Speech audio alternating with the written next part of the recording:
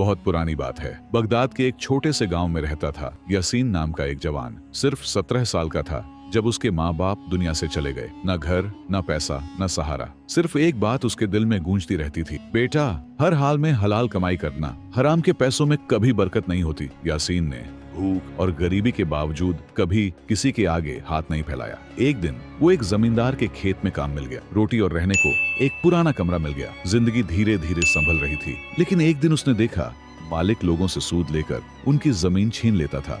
यासीन का दिल कांप गया। उसने सोचा, जो पैसा जुल्म और हराम से आए उसमें मेरी रोजी नहीं हो सकती। सुबह उठकर उसने मालिक से कहा, मुझे माफ कर दीजिए, मैं आपके यहाँ और काम नहीं कर सकता। मालिक ने गुस्से में चीखा, अबे नाशुक्रे, खाना मिलता है, रहने को जगह मिलती है, फिर भी छोड़ के जा रहा है, और एक जोर का तमाचा मारा। यासीन ने आंखों में आंसू लिए, लेकिन कुछ कहा नहीं, बस एक दुआ की, या अल्लाह मुझे ऐसी रोजी अता कर जो हलाल हो, चाहे कम हो। 3 दिन भटकने के बाद यासीन शहर पहुंचा। मस्जिद में रात गुजारी, भूखा सो गया। सुबह इमाम साहब ने उसे देखा और कहा, बेटे अल्लाह कभी अपने बंदे को अकेला नहीं छोड़ता, चलो मेरे साथ। वो उसे एक कपड़े के ताजिर अब्दुल रहमान के पास ले गए। ताजिर ने कहा, बेटा मेरी दुकान साफ रखो, मेहनत और ईमानदारी से काम करना। वहीं से यासीन की नई जिंदगी शुरू हुई। रोज सुबह से शाम तक वो ईमानदारी से काम करता।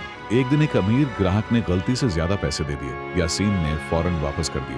अब्दुल रहमान ने हैरानी से कहा, बेटा अगर चाहो तो ये पैसा रख सकते थे। यासीन ने मुस्कुराते हुए कहा, अब्बू कहते थे हराम का एक पैसा भी जन्नत का दरवाजा बंद कर देता है। अब्दुल रहमान की आंखों में आंसू आ गए। उस दिन से यासीन को वो अपना बेटा मानने लगे। कुछ साल बाद यासीन ने तिजारती काम सीख लिया। ईमानदारी और मेहनत से वो लोगों का भरोसा जीत गया। एक दिन महल के अफसर तैमूर उसके पास आए। हमें एक ईमानदार ताजिर चाहिए, क्या तुम महल के लिए काम करोगे? यासीन ने कहा, एक शर्त पे, सारा माल सिर्फ मेरे उस्ताद की दुकान से आएगा। तैमूर ने मुस्कुराकर कहा, तुम्हारा दिल साफ है, इसीलिए अल्लाह तुम्हें ऊपर उठा रहा है। वक्त गुजरता गया। यासीन का नाम अब अमीन ताजिर के नाम से मशहूर हो गया। उसकी ईमानदारी के वाक़े हर जुबान पर थे। लेकिन एक दिन उसके दुश्मन ने उसे फंसाने की कोशिश की। उसके हिसाब में छुपके से कुछ सोने के सिक्के डाल दिए। जब यासीन ने देख लिया तो फौरन बादशाह के पास गया। हुजूर, मुझे ये सिक्के मिले हैं जो हिसाब में लिखे नहीं गए।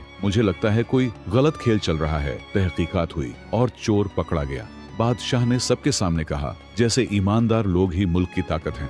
यासीन, उस दिन से यासीन मुल्क का खजांची बन गया। पहली तनख्वाह में से आधी गरीबों को दे दी और आधी अपने उस्ताद के नाम सदका कर दी। ये सब उनकी दुआओं की बरकत है, वो कहता था। सालों बाद जब वो बुजुर्ग हुआ, लोग उससे पूछते, आपकी तरक्की का राज क्या है? यासीन मुस्कुराता और कहता, एक बात अब्बू कहते थे, हराम का एक निवाला भी जन्नत का दरवाजा बंद कर देता है। हलाल कमाई छोटी हो सकती है, लेकिन बरकत उसी में होती है। आसमान की तरफ देखते हुए यासीन ने कहा, मैं कुछ नहीं था, लेकिन अल्लाह ने हलाल रिस्क के सबब इज्जत दे दी। अगर आप भी मानते हैं कि हलाल रिस्क में ही बरकत है तो कमेंट में लिखिए, बेशक हलाल रिस्क बरकत है।